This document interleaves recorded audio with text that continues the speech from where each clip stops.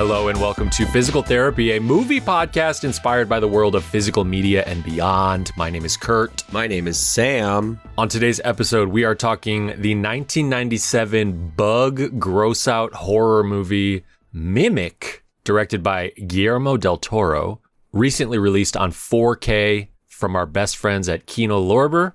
But first, Sam, Kimberly and I went to the movie theater and saw a 70mm presentation of Project Hail Mary. Oh, I also saw it in 70. This movie's on film, man. It's playing on film all over LA. And it's also like, I mean, there's digital stuff that went into it, but it's a lot of handmade sets and puppeteering work and everything. Yeah. Love this movie. Highly recommend it. It's a real crowd pleaser, and it's making a shitload of money.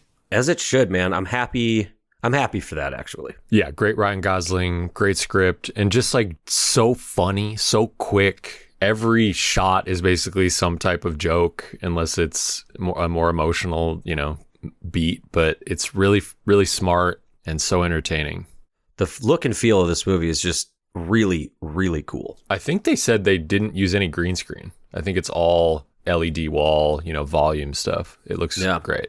It's awesome. Can't wait for the 4K. Yep, very much so. I did not see it in IMAX, but I get the feeling that it shifts to full screen IMAX aspect ratios. I could tell based on our presentation that there were like slight black bars on the sides sometimes, and then slight black bars on the top and bottom at other times, which I think was telling me when we were in IMAX and when we weren't. But I imagine maybe the 4K will shift aspect ratios, which would be cool. I think Drew saw this in 70mm IMAX. He did. I gave him our tickets, actually, because Kim and I couldn't go. Whoa. I haven't spoken to him too much about it, but I know he went. Hell yeah. I've also got another one, Sam, that I'd like to recommend that Kino Lorber just put out, and it's a Gene Hackman movie from 1983 called Uncommon Valor. You recommended this so much that I bought it the next day.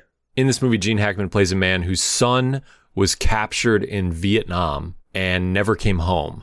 And there was sort of no proof that he had not survived. So along with another father who's like bankrolling this operation, like a rich man whose son also never came home, Gene Hackman like reassembles his son's platoon, essentially, like a bunch of people that fought in Vietnam with his son, to go back where they believe this POW camp is still existing and operating. Dang. And break out these kind of forgotten prisoners of war. It's directed by Ted Kotcheff, who did First Blood. Fuck yeah. The first Rambo movie. This movie also stars Fred Ward, and Patrick Swayze's in this movie. Oh. It's very, very entertaining. Kind of cheesy here and there. I believe Roger Ebert's review says that it's nothing but cliches, which may be true. But let me tell you what, I had a blast.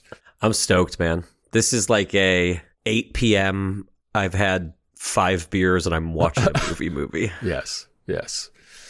You'll cry, I promise. Hell yeah. I'm in. Any recommendations for you? Yeah, I have one actually. I am house sitting for a friend right now, and I was over there last night getting caught up. Have you seen any of the Invincible show? I don't know what that is. It's an animated show based on a Robert Kirkman comic book of the same name called Invincible. Robert Kirkman is the creator and writer of The Walking Dead. It's an Amazon Prime cartoon, but it's like very much an adult cartoon. And they just started the 4th season. So last night I got caught up on the last 2 episodes of the 3rd season before I started the 4th. Dude, this show is awesome. It is about a kid who knows he's going to get powers. He just hasn't gotten them yet because his dad is a superhero, but he like grows up in the suburbs. It's a very American kind of cliched story. And then everything changes the second he gets powers, and like his world basically goes to shit. And it's like in a drama, action, comedy, like cartoon series that's fucking awesome. That's cool. It's been going since 2021, it looks like. Yeah. I think they have 4 episodes of the 4th season out, and I think there's going to be 8. Again, it's like a bummer because I think you can only watch this if you have Amazon Prime. I don't think a physical release of it exists at all. I read the whole comic book series, so I'm definitely a fan, but I've been enjoying this cartoon. Cool. Okay, Kurt, while I've been moving into my new place, I've been assessing how I want to set up my movies. If you remember, at my old spot, they were set up by distribution company, like all the Arrows and the Criterions and all that stuff was together alphabetically. But while watching Mimic, I started thinking about doing director shelves again. But now, because the medium has changed a lot and my spines are all different, I have different sizes. I have so many different sizes. I don't think the uniformity will like really matter that much anymore. And I wanted to be able to like look at a Guillermo Del Toro shelf and say like, okay, these are the, 9 Guillermo movies I have. I kind of want to see the progression of titles that he made. Mm-hmm. And then I started thinking about how directors, I often don't think of them like I think of bands, but they can be very similar. Like, I loved Mimic, and it was interesting to think about an early Guillermo Del Toro movie versus like a later career Guillermo Del Toro movie. And I was thinking about that in terms of bands because I often think like, hey, I don't like this album, but I might like this album through the career of this band, right? Like, it might be a mid album right now, but as they get later and they put out more music that I don't like, do I go back to this release and it's highlighted at that point? Do you ever think about directors this way? You're asking me if... Like, if you didn't like Tenet as much as you did, but then 20 years from now, you went back and you were like, wow, because Nolan, after Oppenheimer, really took a turn that I didn't like, my appreciation of Tenet is now that much higher. I definitely think about them like bands, but I don't know if I think about them exactly like that or if I anticipate or have had that experience. But I like seeing their work on my shelf in chronological order. Mm-hmm. And that part of a director is really fascinating to me. I love thinking about kind of the overall trajectory of the ones I like the most, at least. Yeah, because I think I started to think about this. I started Mimic probably 5 years ago, just streaming somewhere.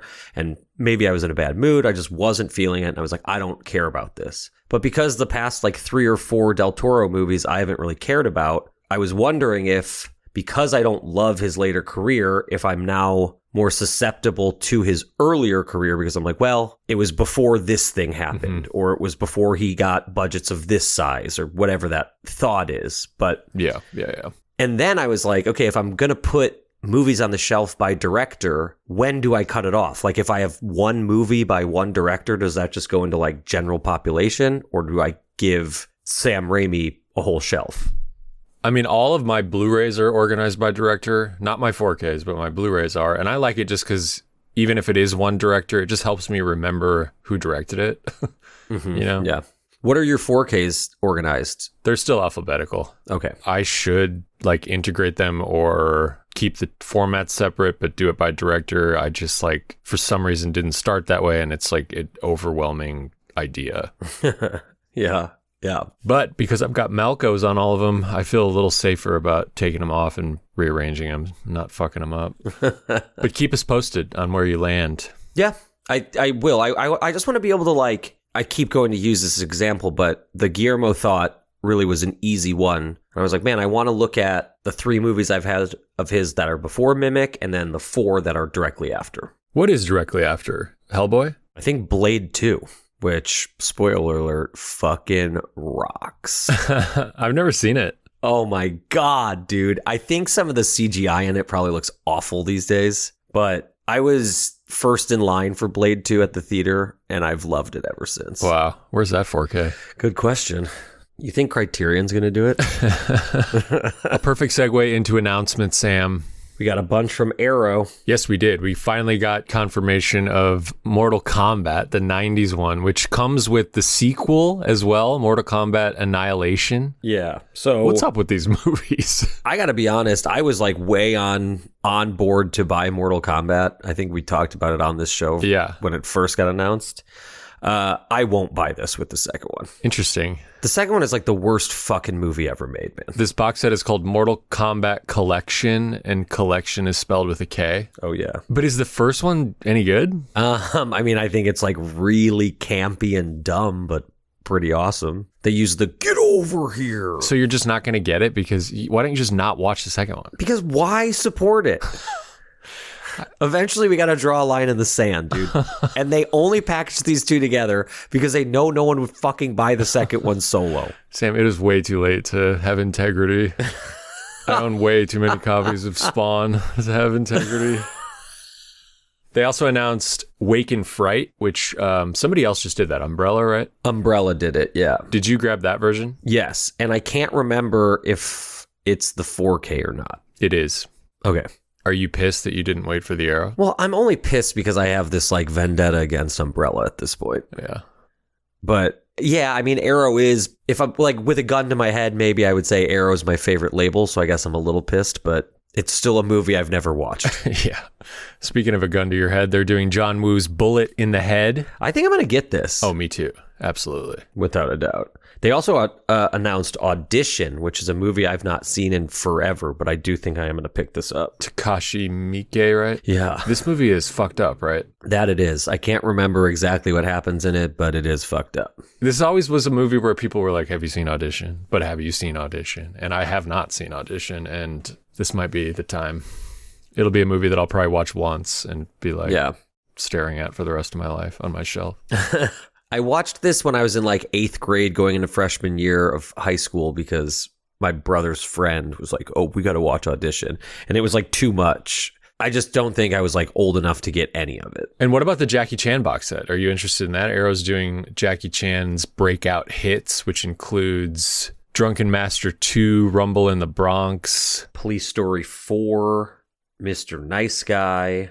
I've heard some of these are good. I've never seen any of these. I don't think I'm going to get this. I'm surprised. I thought you would. I've never been much of a Jackie Chan person. I mean, I have those first 2 Police Story movies from Criterion and maybe like another title or two, but none that I can think of off the top of my head.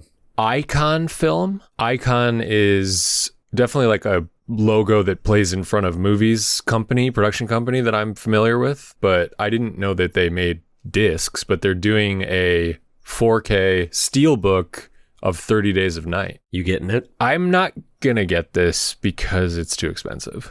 Like it's like $60 or $50 or something. I do like this movie and I would get a 4K of it, but I'll wait maybe to see if it comes on just a standard US release. I think 30 Days of Night fucking rocks. It does. And everybody else is wrong. People love this movie, don't they? I don't know. Did I go on the record on the show and say that I didn't like it? I watched it for the show at one point. My Blu-ray. You watched it for the show. I think you liked it. I think I like it until the end. Oh, you don't like the end that much, huh? I'm not sure if I like the end very much. The most important announcement, Sam, is we officially got a date. May 19th will be the greatest day of my life when Speed Racer comes out on 4K, the Wachowski joint Speed Racer. Man, I watched about 25 minutes of The Matrix 4 at a bar on silent, and I wanted my fucking life back. Yeah, you texted me pretty upset. That movie fucking blows, dude. And the Wachowskis are not good filmmakers. What? You cannot say that. Fucking fight me. I'll take Bound and The Matrix. You can have the rest of them. Name me one Speed Racer enjoyable movie. No, dude. Sam, get ready to buy Speed Racer for this show.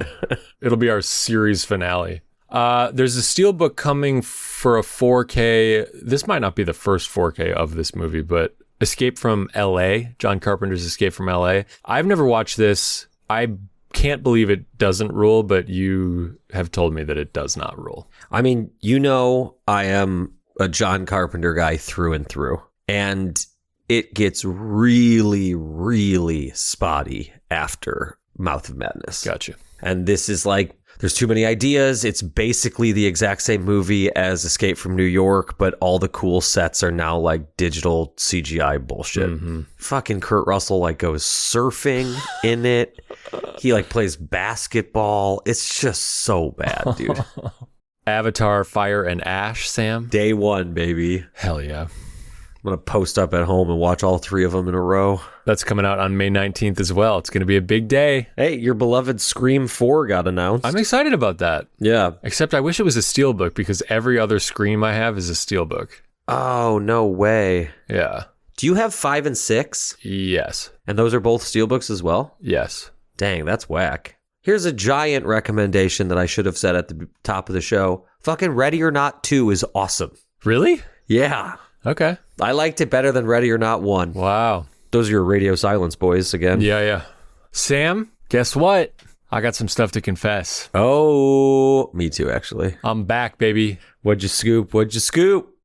All right, so there were 2 sales since last we spoke. One was already going on that I just didn't realize was going on, but after we recorded last week, we decided we'd do Mimic, which I had not yet purchased, but I really wanted to get. And so I was looking around to try to find the best deal on it and saw that it was half off at Barnes & Noble. So I went to Barnes & Noble and they had an in-store 50% off Kino sale going on. Hell yeah. Here's a little note to Captain Barnes and Mrs. Noble. Put your 4Ks on the floor. I'm sure that it's like a security protocol thing or something that they're worried about, like the higher ticket movies getting stolen maybe, or I don't know why they do it, but I was like, hey, I see that the Kinos are on sale. Is there a way for me to browse through your 4Ks? And the guy was like, no, you have to just tell me what you want and I'll tell you if it's in stock. Oh my God. And they're like, leaving money on the table, dude. Like, put it in my hand and I will make bad choices and buy more shit than I should. Yeah. So I went on my phone and I was able to kind of just, look through the Kino website. But it was also difficult because the Kino website doesn't really tell you whether something's out yet or not without like clicking on each movie. Yeah. So anyways, I got Uncommon Valor, I got Mimic, and I got Port of Shadows, which is like a French, I think a noir from maybe the 40s that I've always wanted to check out. And I got K2, the mountain climbing adventure movie. Dude, you best believe that my package of Uncommon Valor and K2 will be here tomorrow or Tuesday. It's going to be a good week for you. And then one bright, shining morning, I woke up and saw that there was a 50% off Criterion flash sale, 24 hours long. This was on their website? That's right. Also, we talked about this briefly offline, but I'm proud of you, man. You're seeking out sales like I am. Trying to be a good boy. Yeah. Well done. But then it's also like you just go insane at sales. Yeah, but it still feels smarter on some level, some way, somehow it does.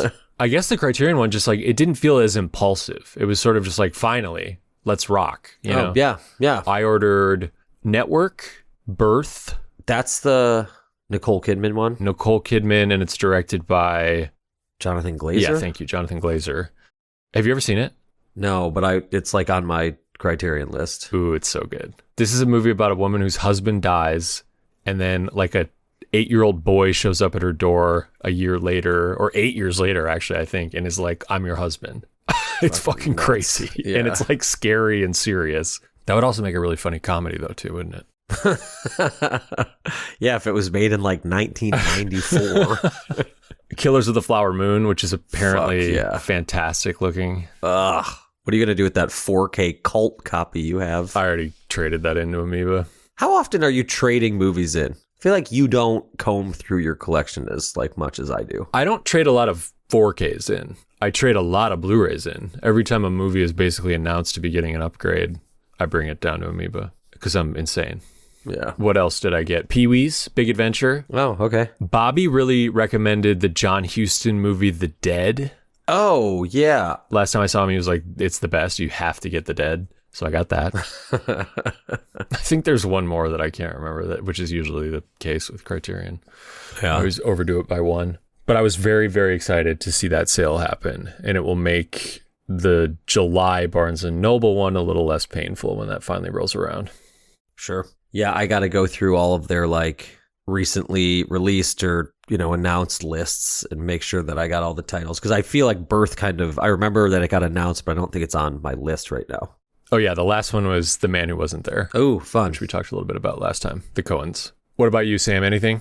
So other than those two Barnes & Noble titles that I just said, I did my taxes last week after we were done recording and got a couple bucks back, so I had to buy some movies. I did an A24 order for the first time. Oh, shit. And I ended up scooping the Marty Supreme 4K, the Stop Making Sense 4K. Nice. Lamb on 4K, which I never saw, but I wanted to. Love Lies Bleeding. Hell yeah. A Different Man, which I've heard was great, but I never saw. That was only a Blu-ray. Friendship, which is also a Blu-ray.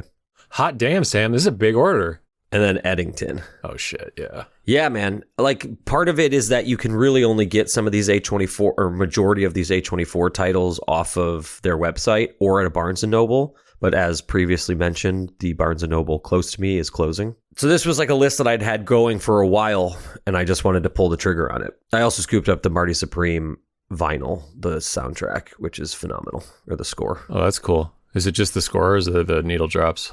It's just the score, but it was probably my favorite score of last year. Very cool. I've been wanting to rewatch Love Lies Bleeding for a while now, so I'm happy to have finally pulled the trigger on this. I've said it before, but I'm going to say it again. Damn it. I wish A24 would go backwards and release more of their old catalog on discs. What are we doing? Like on their exclusive discs. What are you waiting for? I want them to do like a 4K of The Rover. I want them to do a 4K of... Really just the really just the Rover, apparently. I totally blanked. But you know what I'm saying. It's 1997, Sam, and the bugs are out. Mimic. You'd never seen this. I don't think I had seen it all the way through, and I had definitely not seen it since watching it on like VHS in like a sun-soaked room, so I couldn't see fucking anything. It's a dark movie. Oh my God.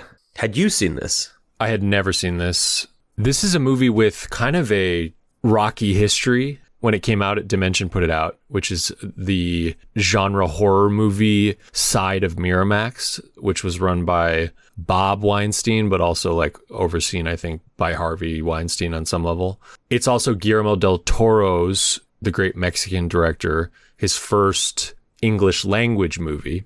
And I believe he's quoted as saying something to the effect of, the two worst things that happened to me in the 90s was that my father was kidnapped, which, do you know that story?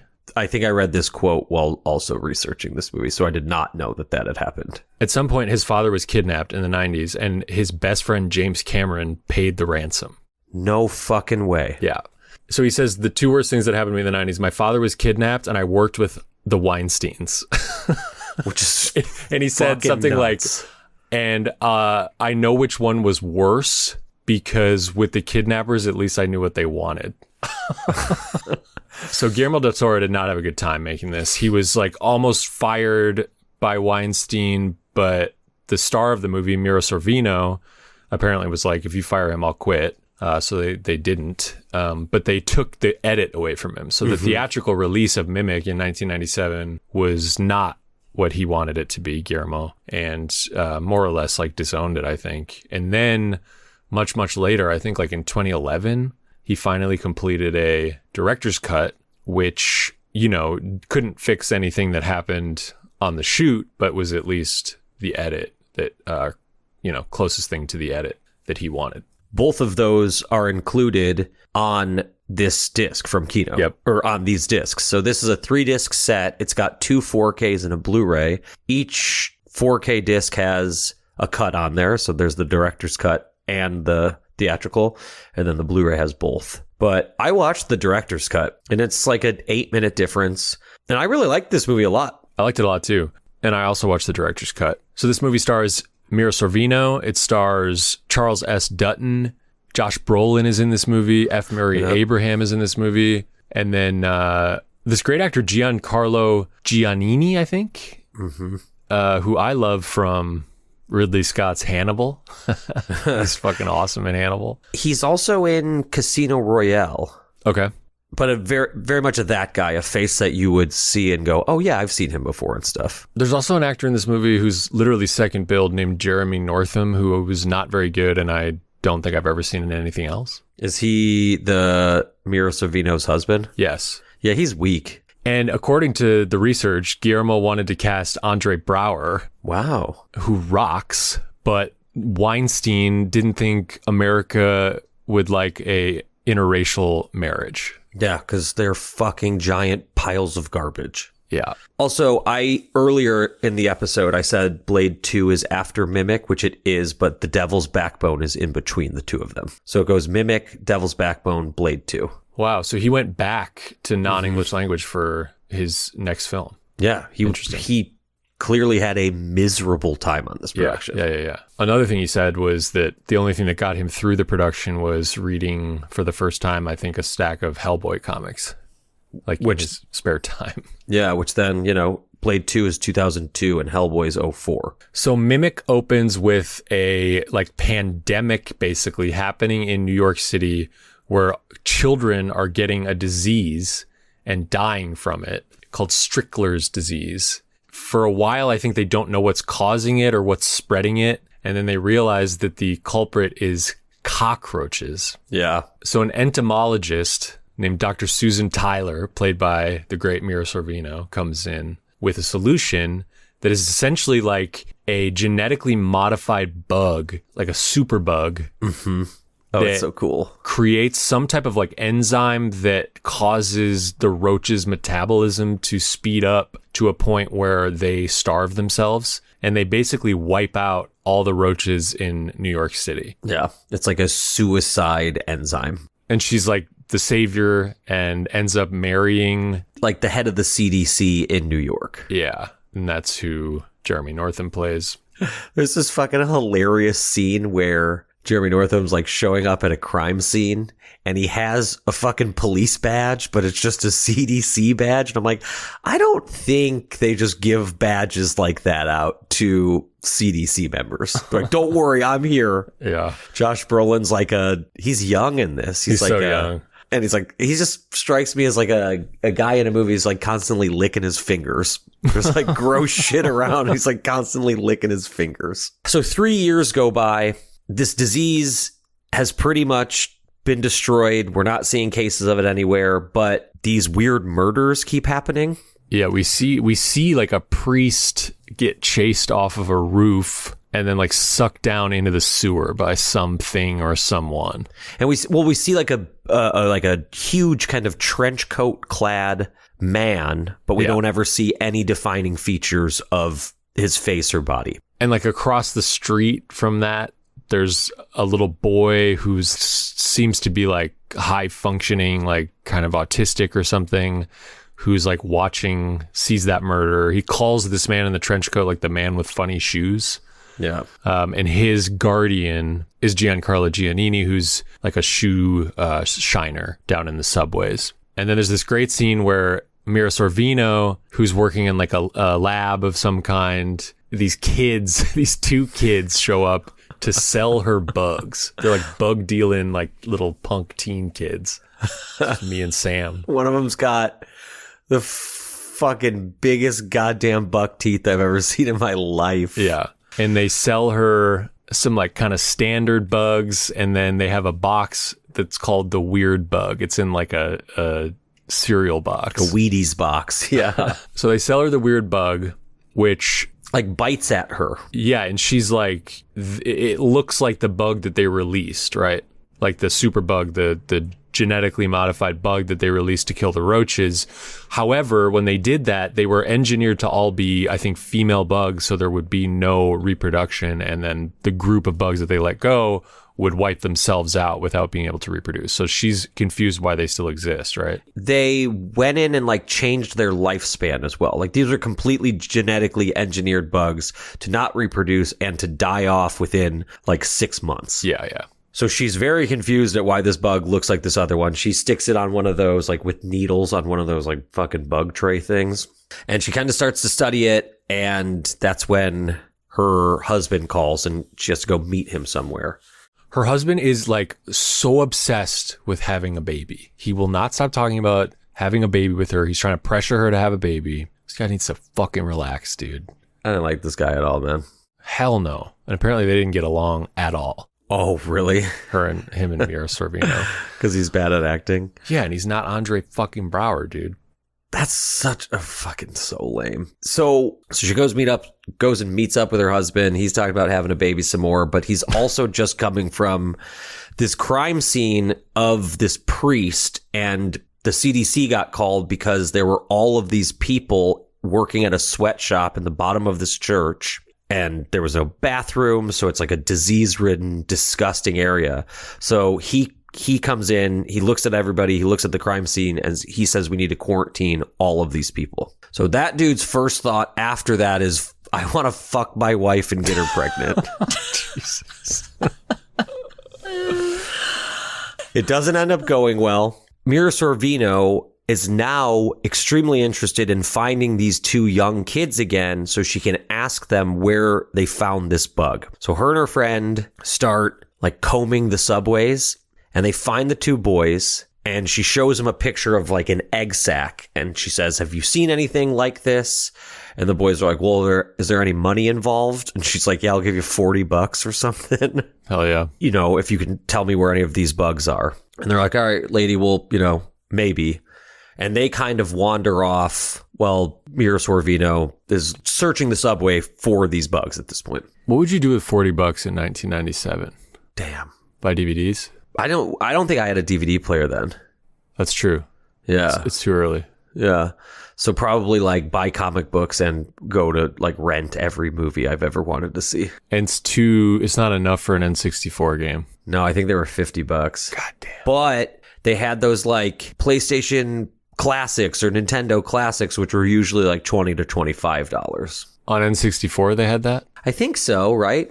They had special boxes? PlayStation definitely had like a green label on the disc, and it said like PlayStation Classics. Yeah. I think I'm going to Toys R Us. Ooh, baby. God, Toys R Us was awesome.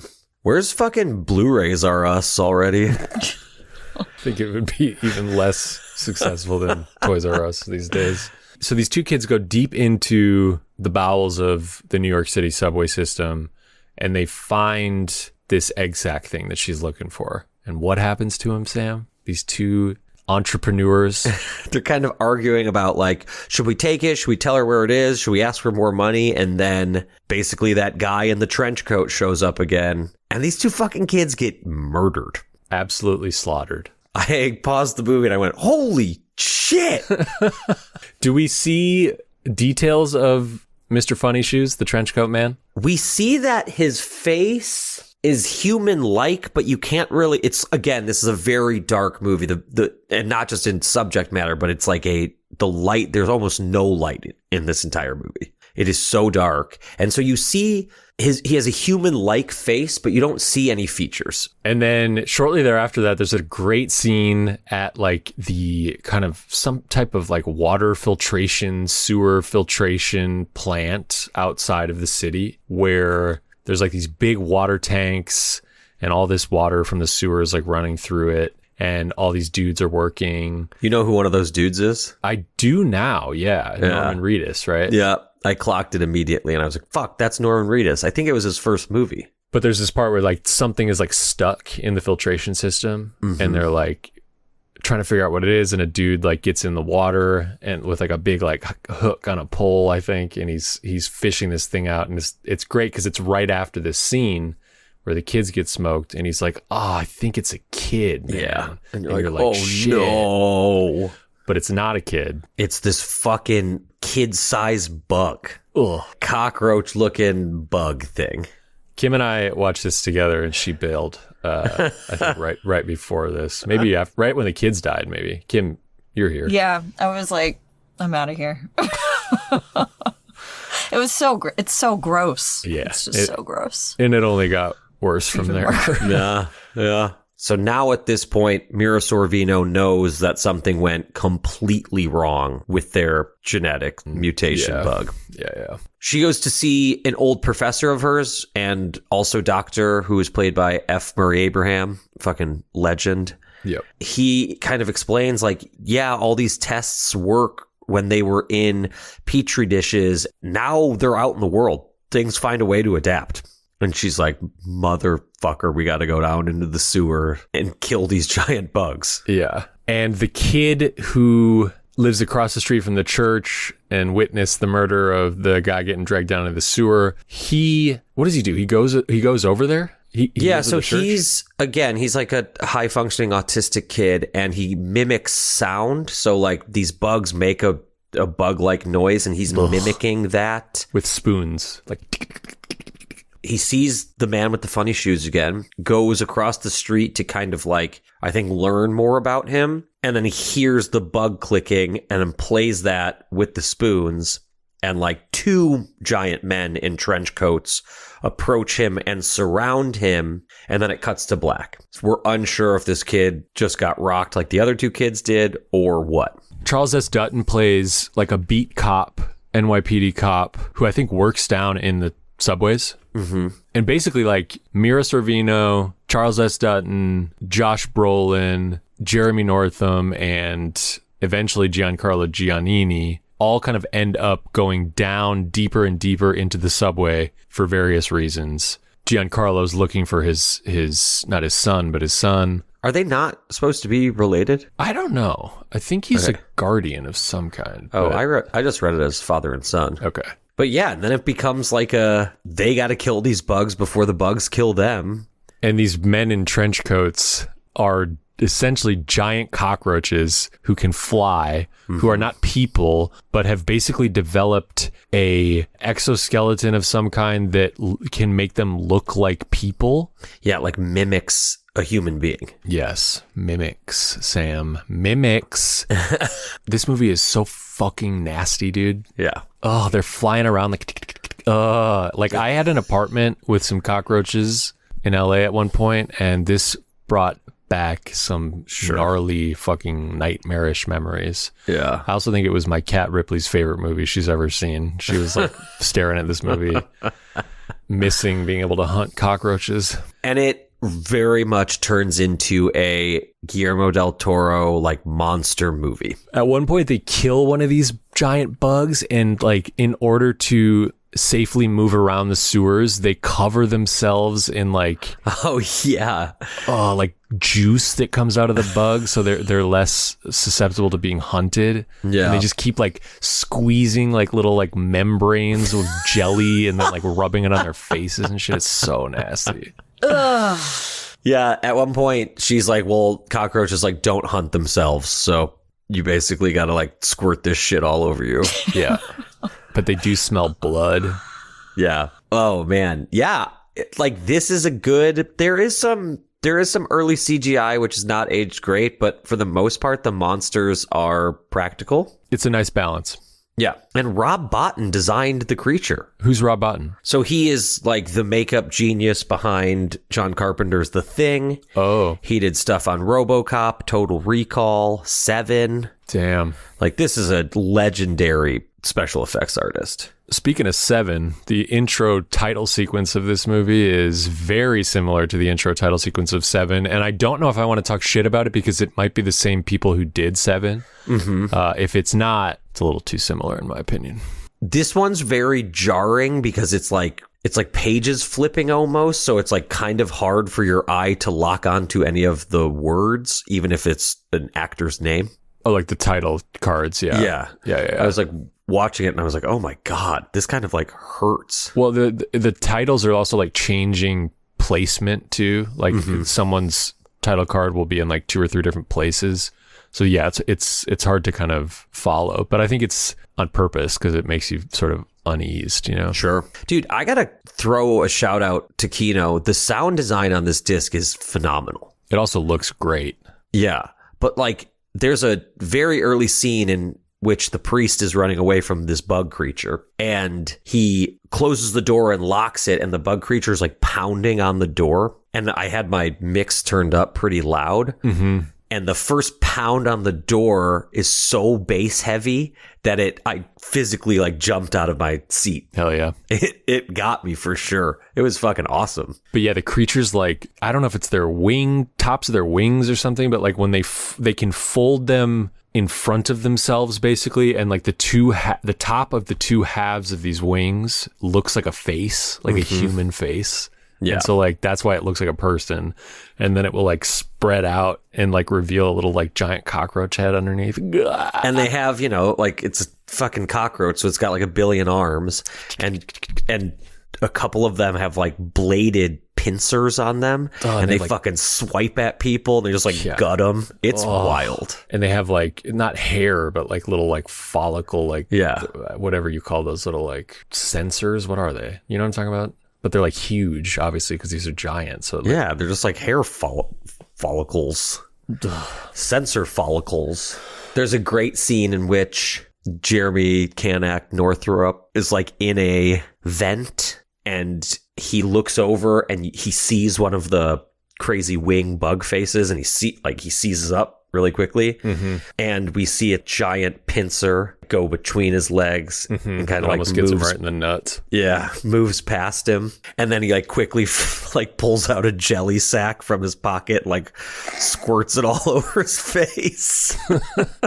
Kim, I'm gonna start carrying around jelly sacks full of cockroach juice. Just to Oh my God.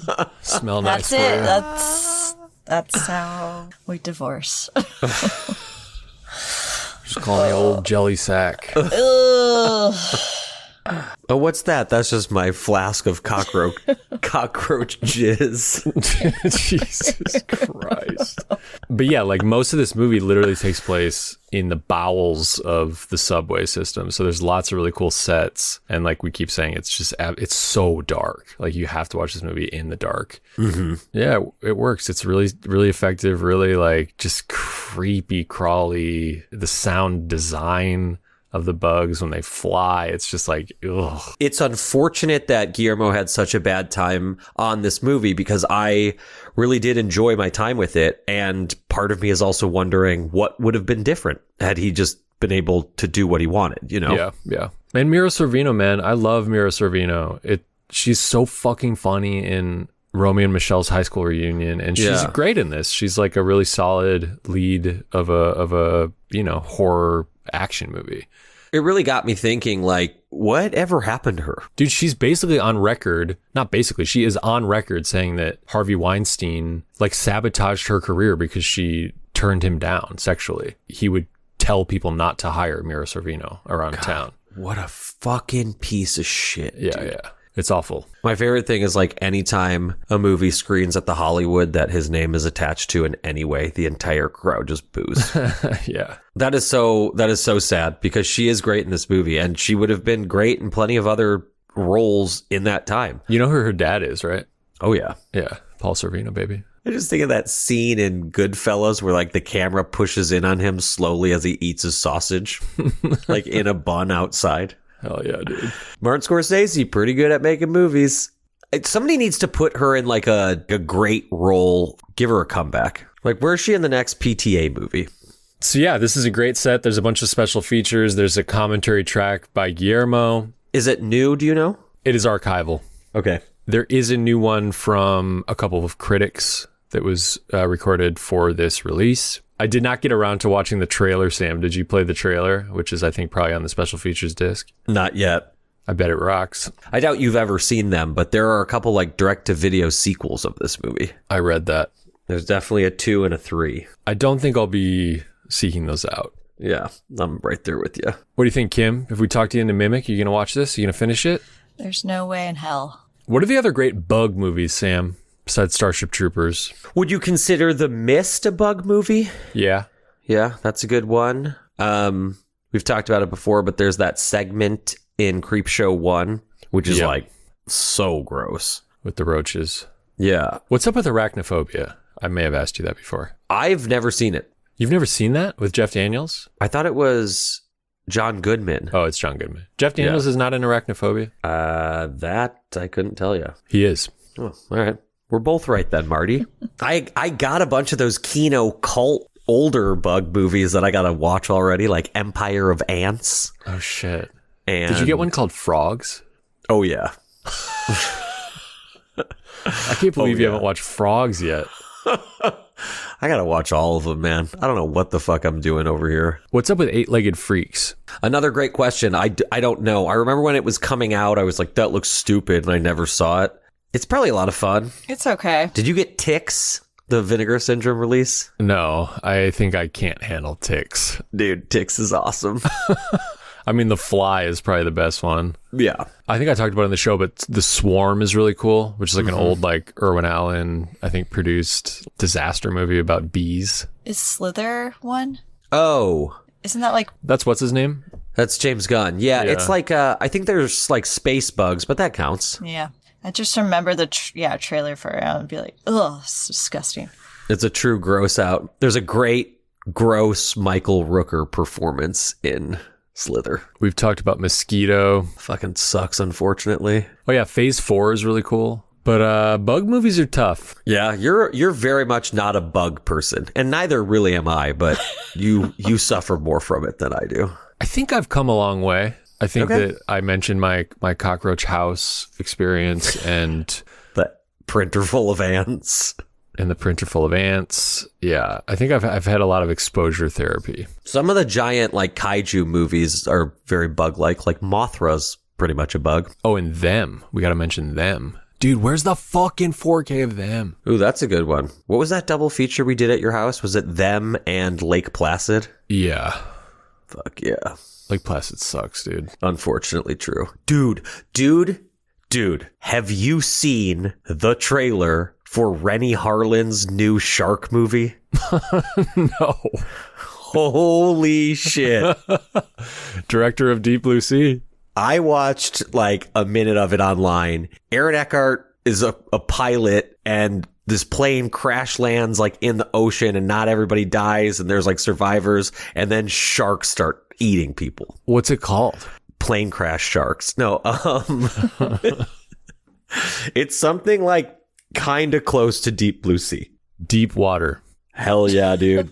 Dude. Tell me you're not gonna fucking watch Deep Water. Absolutely. It looks like Plane meets Deep Blue Sea. Sea. Yeah. Is that Ben Kingsley in this trailer? Is he the co-pilot? I think he is, dude. Holy crap. Yeah. Wow. I haven't seen either one of them in like forever. Like, where'd they go? I feel like Aaron Eckhart does a lot of, like straight to Redbox movies. Sign me up, Sam. Don't worry. There's only 6 screenwriters on this movie. Gotta be good. Okay, before we go, it's time to put wishes out into the physical media universe for titles on formats that do not yet exist. I wish for a 4K of Them. I wish for a 4K of Guillermo Del Toro's Blade 2. Them is a 1954 sci-fi about giant ants that pop up around a nuclear testing site of some kind, I think in the desert. And this movie, I saw it in a hotel room when I was very, very young. My parents had fallen asleep and it was playing on TV with a double feature of the original The Blob. Wow. I watched them both back to back and they both freaked me out. It's just a classic, really, really cool effects, and it'll happen, I'm sure. There's a great, I believe, Warner Brothers Archives Blu-ray of it. I wish they did more 4Ks. Yeah, I was just going to say, do they do a lot of them? They don't do a lot of them. They are capable of it. They have done a couple, I think, but for the most part, they're always Blu-rays. Blade 2, Sam. Yeah. What's the deal with Blade 2? What's different? Like, what do they add anybody? Yeah, dude. So Blade 2 from 2002, again, as I mentioned earlier, I fucking loved this movie, saw it in theaters. The big thing about Blade 2 is that in Blade 2, there is a new form of vampire. Fangs don't come down. Basically, their mouth splits at the chin. Ugh. And it like opens up, and they feed on other vampires. They'll eat humans and vampires both. So like the High Council of Vampires reach out to Blade to help them hunt these like offshoot vampires down. Damn. At one point, Blade gets put on a team with all these vampires, and they like break into a nightclub to fucking hunt these genetic mutations down. Is Steven Dorff in it? No, unfortunately, but Ron Perlman is, Norman Reedus, a little guy named Donnie Yen. Oh, shit. Yeah. Cool. It's really awesome. Just like a fucking cool vampire action movie. No Ryan Reynolds, huh? No, so that's the thing. I guess Warner Brothers has teased that they're doing like a 4K trilogy of the Blade movies probably this year. Oh, But okay. again, I don't want fucking Blade 3 sitting on my shelf. Do you have Blade 1 on 4K? No, but I have both the first and second on Blu-ray. Okay. The 4K of Blade 1, I think, is just a steelbook. False. Oh, you have a regular? With a slip. Fuck. Okay.